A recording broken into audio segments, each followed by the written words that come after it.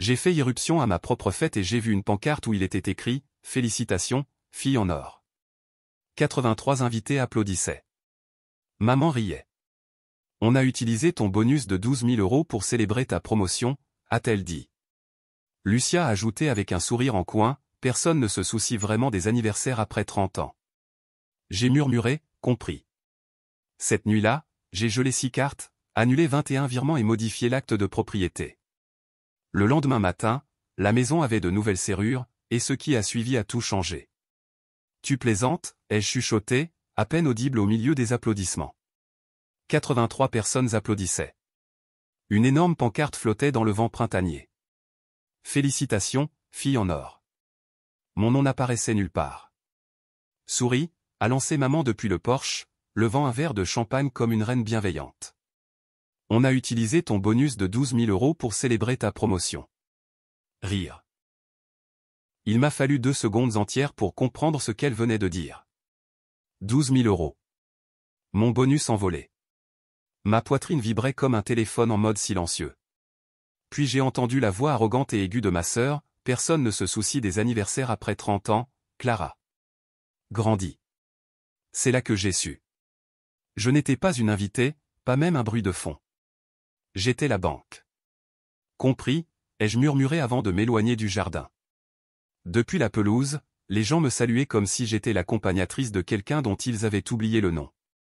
Personne n'a remarqué qu'on ne m'avait pas enlacé. Personne n'a demandé pourquoi mon visage était pâle sous le soleil. J'avais pris l'avion depuis Saragosse pour ce que je pensais être un dîner d'anniversaire. Maman m'avait écrit des semaines plus tôt, ce sera quelque chose de petit, juste la famille, apporte une jolie robe. Puis elle avait cessé de répondre. En atterrissant ce matin-là, j'avais récupéré un gâteau avec mon nom dessus. Il est toujours sur la banquette arrière de la voiture de location, en train de fondre. Au lieu d'un dîner intime, je me suis retrouvé dans ce qui ressemblait à une fête de remise de diplôme, une gala d'entreprise et une réunion d'anciens élèves, le tout mélangé dans une cour privée hors de prix. Il y avait un quatuor en direct, une camionnette de traiteur, des ballons dorés et blancs. Et au centre de tout cela, Lucia, ma petite sœur, dans une combinaison de créateur et des talons bien trop chers pour quelqu'un qui, soi-disant, avait du mal à payer son loyer le mois dernier. Elle m'a vu, m'a fait un clin d'œil, sans me saluer, sans « joyeux anniversaire », juste ce regard qui disait « tu n'es pas là pour être célébré, tu es là pour applaudir ».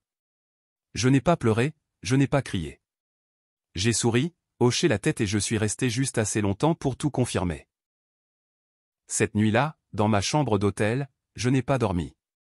Je fixais le plafond pendant que le poids de 10 ans de faveur, de sacrifice, de job temporaire et de dette familiale m'écrasait la poitrine comme du ciment mouillé. À 1h13, j'ai ouvert mon ordinateur. À 1h17, j'ai gelé 6 cartes de crédit. À 1h23, j'ai annulé 21 virements. À 1h46, j'ai ouvert le dossier marqué « Acte de propriété ».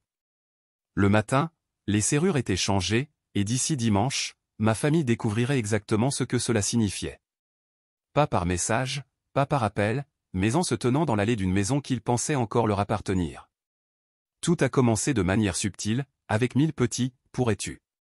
Pourrais-tu m'aider à retoucher mon CV? Ce n'est que 2 pages. Pourrais-tu envoyer 400 € pour l'assurance santé de maman?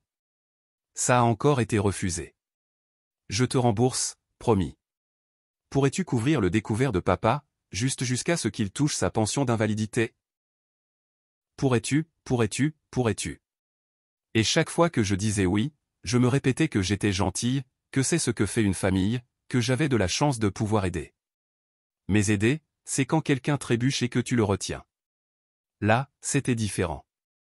Il se jetait de falaise, faisait signe en tombant et s'attendait à ce que je construise des trampolines en bas avec mes propres mains. Je ne payais pas tout. L'urgence dentaire de maman, qui ne finissait jamais. La 3e batterie de voiture de papa en 6 mois.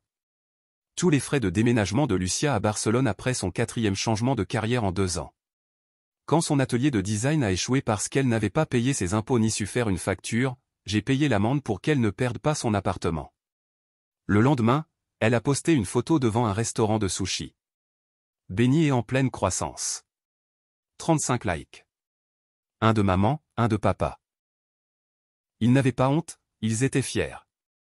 Ils traitaient mon aide comme si c'était leur réussite. Puis est arrivé le groupe familial. Maman a posté une photo de Lucia dans un espace de coworking, ordinateur ouvert, café glacé à la main. Tellement fière de notre fille en or.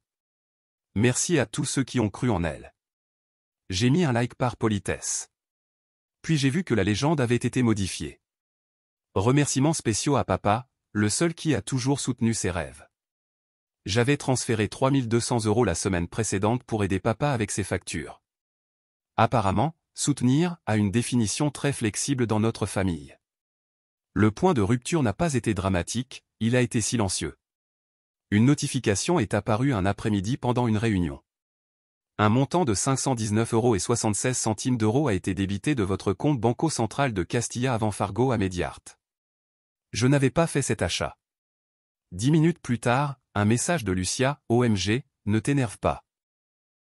J'avais besoin d'un nouveau micro pour mes contenus. Tu vas adorer la vidéo que je fais. Pas d'excuses, pas d'avertissement. Elle l'a juste supposé. Parce que pour elle, mon compte bancaire était une ressource familiale de plus, comme le Wi-Fi ou les charcuteries dans le frigo. Papa a été pire. Quand j'ai refusé sa demande un petit coup de pouce, pour les réparations de sa camionnette après lui avoir envoyé 800 € le mois précédent, il a écrit dans le chat familial, on dirait que pour certains, aider la famille s'arrête quand la carte ne passe plus. Merci pour rien. Ce message a reçu 3 émojis rieurs. Un d'un cousin, un de Lucia, un de ma tante, la même qui m'avait un jour appelé, l'héroïne silencieuse de la famille. Héroïne. Quelle blague. Une semaine plus tard, j'ai remarqué que mon nom avait été remplacé sur le contrat d'assurance santé de maman, sur la facture d'électricité, sur le contrat de la site que j'avais co-signé pour Lucia. Elle avait signé son nom à la place du mien, en silence, stratégiquement, sans un mot. Je l'ai confrontée. Je n'ai pas crié, je n'ai pas pleuré, j'ai juste demandé, pourquoi? Lucia m'a regardé dans les yeux et a dit, tu es trop sensible, Clara. Tu n'utilises même pas la voiture. Et maman a dit que tu serais probablement trop occupée pour t'en occuper. On simplifie juste les choses. Simplifier, comme si j'étais un désordre, une ligne inutile dans un tableur. La goutte d'eau est arrivée sous forme d'un fichier audio. Je nettoyais mon Google Drive familial. Quelque chose dans cette fête dans la cour m'avait donné envie de tout purger. J'ai trouvé un vieux dossier synchronisé depuis des années. À l'intérieur, des sauvegardes d'un appareil partagé par la famille. J'en ai ouvert un par curiosité. Il s'appelait « Préparatifs fête de Carmen ». J'ai cliqué sur lecture. Des voix, des vers qui s'entrechoquent, les rires de Lucia, puis... Disons-lui que c'est un dîner d'anniversaire. Elle viendra si elle pense que c'est pour elle. Clara s'en fiche de comment on dépense son argent, elle veut juste avoir une place. Ensuite, la voix de maman, bon, qu'elle ne s'assoie pas trop près de l'avant. On a des clients qui viennent. Des clients. Mon bonus a payé une fête pour impressionner les clients de Lucia. C'est là que j'ai compris. Ce n'était pas de la négligence, c'était prémédité. Ils étaient les architectes de mon silence. Je ne leur ai pas dit ce que j'avais trouvé. À la place, j'ai créé un dossier nommé « Preuves ». Dedans, des captures d'écran, des relevés de virements, des fichiers audio, des emails datés, une copie de l'acte de propriété où mon nom apparaissait comme titulaire, une trace physique de chaque euro qu'il m'avait demandé et de chaque manipulation qui avait suivi. Puis j'ai passé 3 appels, à mon avocate, à la banque, au serrurier. Je n'ai pas envoyé de menaces, j'ai envoyé des révocations. Lucia n'avait plus accès à ma carte Gold Plus. Les factures de service public de maman ont été refusées avant midi. Les réparations de la camionnette de papa sont redevenues son problème. Et la maison où il vivait, mais que je possédais, avait de nouvelles serrures à la tombée de la nuit. Ils ne l'ont découvert que le lundi matin, quand papa a essayé d'entrer par le garage et que son code n'a pas fonctionné. Quand maman a appelé l'assurance et a découvert que son compte était suspendu. Quand le téléphone de Lucia s'est déconnecté de Movistar Plus. Elle a posté sur Facebook, certains ne vous soutiennent que quand ils peuvent contrôler le récit. Continuez de briller. 17 likes. Aucun de moi. J'étais trop occupé. À rédiger un message intitulé « Voici ce que vous avez oublié quand vous avez volé ma bonté ». Et le chapitre suivant allait être plus percutant qu'il ne l'aurait jamais imaginé. Tu viens, n'est-ce pas? La voix de maman était trop douce, comme du lait empoisonné. Juste un dîner pour mon anniversaire. Sans tension. Juste nous. Je souriais au téléphone. Je ne le raterais pour rien au monde. Elle ne savait pas que j'avais déjà un dossier dans mon sac intitulé « Fille en or, sans filtre ». Elle ne savait pas ce que je prévoyais de sortir pendant le dessert. La table était dressée pour 12. Cour extérieure, guirlande lumineuse, bougies, un gâteau où il était écrit « Joyeux anniversaire, reine » en glaçage doré et cursif. Lucia était déjà là, bien sûr, vêtue de blanc. Encore une fois. Papa faisait griller de la viande, prétendant que tout allait bien. Il a hoché la tête quand je suis arrivé. Pas d'embrassade, juste, au moins, tu es à l'heure. Maman m'a fait un bisou comme si elle me pardonnait quelque chose. Lucia a levé son verre, tout le monde est là. Restons calmes. Cette fois, le dîner était une performance. Lucia parlait de son travail de branding. Papa vantait la pelouse. Ils essayaient de me faire rentrer dans le scénario habituel, silencieuse, polie, invisible. J'ai souri, passé les pommes de terre, attendu. À 20h34, maman a tapoté son verre avec une cuillère. À la famille, malgré tout, nous sommes plus forts ensemble. Je me suis levé lentement. En fait, j'ai quelque chose à dire aussi. J'ai plongé la main dans mon sac et sorti une clé USB. Les yeux de Lucia se sont plissés. C'est quoi ça? Un voyage dans le passé. Je l'ai branché au système audio, celui que je leur avais offert pour Noël dernier. Un instant de grésillement. Puis, disons-lui que c'est son anniversaire. Elle viendra si elle pense que c'est pour elle.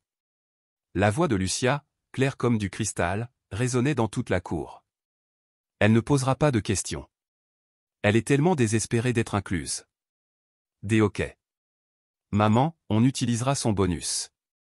Ce n'est pas comme si elle le dépensait pour elle-même. Elle ne saura jamais. Papa riant en fond.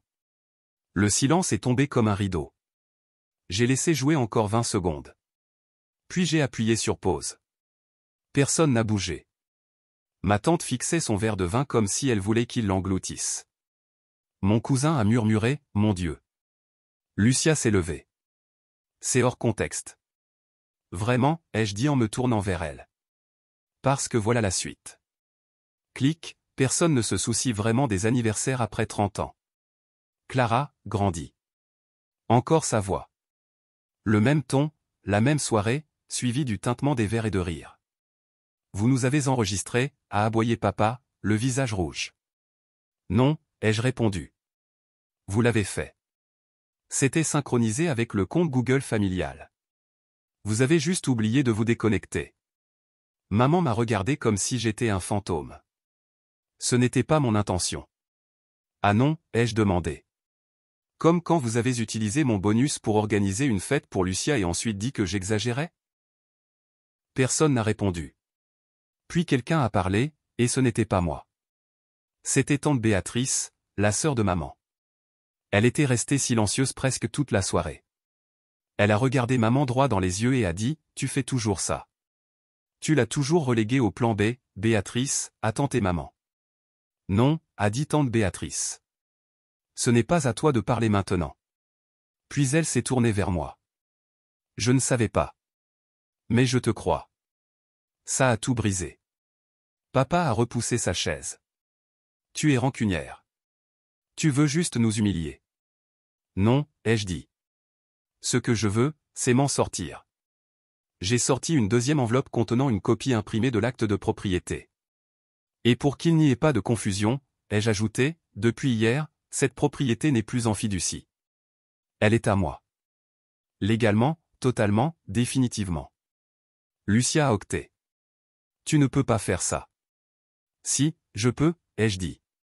Et je l'ai fait. Et les serrures? A demandé papa, la voix plus basse. Changé. Son visage est devenu gris. Et les comptes, a murmuré maman. Je l'ai. La lèvre de Lucia tremblait. Tu penses que tu es meilleur que nous, a-t-elle craché. Non, ai-je répondu. Je pense que j'ai fini de faire semblant qu'on est une famille. Je me suis retourné pour partir, mais avant de m'en aller, je me suis arrêté près du gâteau. J'ai pris le couteau, coupé une petite part, juste du glaçage et un bord. Je l'ai levé. À mes 31 ans, ai-je dit, et je me suis fondu dans la nuit. La première lettre est arrivée le mardi, par courrier standard. Papier crème, police serif noir. En tête, notification d'expulsion. 30 jours pour quitter les lieux. Adressé à Lucia Ramirez, maman et papa, occupants sans droit légal sur la propriété. Ils n'ont pas appelé tout de suite. Non. D'abord, il y a eu les messages. Papa, c'est une blague, non? Maman, chérie, peux-tu nous expliquer ce que ça veut dire? Lucia. Tu ne ferais pas ça. Tu ne peux pas, je n'ai pas répondu. La deuxième lettre est arrivée le jeudi, tapée à la machine, agrafée. Confirmation du changement de titulaire. Tous les paiements automatiques suspendus. Nouvelles informations de facturation requises. Le vendredi, maman a essayé d'accéder à son portail d'assurance santé. Bloqué. Elle m'a écrit, le système ne fonctionne pas, peux-tu vérifier de ton côté? J'ai répondu, ce n'est plus mon côté. Le lundi, j'avais 23 appels manqués, 5 messages vocaux. L'un d'eux était Lucia, pleurant, pourquoi ferais-tu ça? Je ne peux pas juste partir. Clara, où suis-je censé aller? J'ai répondu en une phrase, au même endroit où tu m'aurais envoyé si les rôles avaient été inversés. Papa s'est présenté à mon lieu de travail. La sécurité ne l'a pas laissé passer le hall. Il a appelé depuis le parking. Tu penses qu'un acte de propriété te rend puissante? Cette maison, on l'a construite de nos mains. J'ai répondu. J'ai payé l'hypothèque. Toi, tu as peint l'abri. Puis j'ai bloqué son numéro. Je n'ai pas pleuré une seule fois. Ce que je ressentais était plus froid, plus net, comme du verre après une tempête. J'ai tout changé. Nouvel appartement en centre-ville. Parquet, pas de photos au mur. Nouvelle serrure. Nouvelle boîte aux lettres. Nouveau numéro de téléphone, non partagé avec le côté de maman. Même mes vêtements ont changé. Veste structurée, lignes épurées, gris doux et bleu marine profond. S'habiller avec puissance, mais pour la paix, pas pour l'apparence. Mon avocate m'a appelé une semaine plus tard. Tous les documents ont été livrés. Ils ont engagé un médiateur, mais tu n'es pas obligé d'y assister. Je lui ai dit, qu'ils crient dans le vide. Je ne leur dois pas un son. Mais ils n'ont pas arrêté. Maman a laissé un message vocal qui commençait calmement, se brisait en sanglots et se terminait par « Es-tu heureuse maintenant? As-tu détruit ta sœur ?» Lucia m'a écrit sur Instagram depuis un faux compte « Tu as besoin d'aide. J'espère que tu la chercheras un jour. Tu as toujours été jalouse de moi. » J'ai fait une capture d'écran, l'ai enregistrée dans un dossier nommé « Archives, bruit » et je l'ai bloqué. Mon cousin m'a écrit 2 jours plus tard, ils disent que tu es lavé du cerveau par la thérapie, que tu es devenue froide. J'ai répondu, je ne suis pas devenue froide. Je suis devenue claire. Au travail, j'ai été promu. Je ne l'ai pas publié, je n'ai pas partagé le titre, mais je me suis acheté des fleurs, des tournesols, grands et sans excuses, et je les ai posés sur mon nouveau bureau. En quittant le bureau ce jour-là, j'ai marché plus lentement, sans appel à gérer, sans urgence de virement, juste le bruit de mes talons sur le trottoir propre et le silence qui suivait. De retour chez moi, je me suis servi un verre de vin et je me suis tenu près de la fenêtre. Les lumières de la ville scintillaient comme de la neige statique. Très bas, la circulation murmurait dans le crépuscule. Je me suis appuyé contre la vitre froide et j'ai expiré. Cette fois, personne n'a interrompu. Pas de bip, pas de manipulation déguisée en excuse, pas de culpabilité murmurée avec intérêt. Juste ça. Enfin. Et je l'ai dit à voix haute, doucement mais sûrement, c'est plus facile de respirer sans bruit de fond. Tout a commencé avec une enveloppe, sans expéditeur, sans en-tête, juste mon nom, Clara, écrit dans l'écriture tremblante de maman. Une cursive que je n'avais pas vue depuis mes 12 ans, quand elle m'avait laissé un mot disant « Réchauffe les restes, on rentrera tard ». J'ai fixé l'enveloppe pendant des heures. Je ne l'ai ouverte qu'à la tombée de la nuit, quand les lumières de la ville se sont confondues avec le verre de la fenêtre et que le verre de vin dans ma main était à moitié vide. À l'intérieur, 2 choses. Une lettre manuscrite, une feuille pliée en 2, et un relevé de virement bancaire. 71 864,90 € déposés sur mon compte ce matin-là. L'expéditeur, elle Ramiret. Je me suis assise à la table, tenant la lettre comme si elle pouvait mordre. L'écriture de maman tremblait sur le papier. Je n'attends pas ton pardon. Je n'attends pas de réponse. Mais ta sœur nous a tout raconté. Les captures d'écran truquées, l'audio qu'elle a falsifié, les comptes qu'elle a utilisés. Elle a apporté des documents, elle a pleuré, et pour une fois, elle ne jouait pas la comédie. Nous avons tout vérifié. Tu n'étais pas paranoïaque, tu étais précise. J'aimerais pouvoir dire que nous ne savions pas ce que nous faisions, mais je crois qu'au fond, nous le savions. Nous espérions juste que tu resterais silencieuse. Tu étais celle qui rendait tout possible et celle que nous rendions invisible. Je suis désolé pour chaque facture, pour chaque fois où j'ai détourné le regard, pour chaque fois où j'ai laissé ton père plaisanter à ton sujet devant des gens qui ne méritaient pas de prononcer ton nom. Ce virement n'est pas un cadeau, c'est un remboursement, pour ce que je peux calculer, pas pour ce que j'ai pris. J'ai relu cette ligne 5 fois. Pas pour ce que j'ai pris.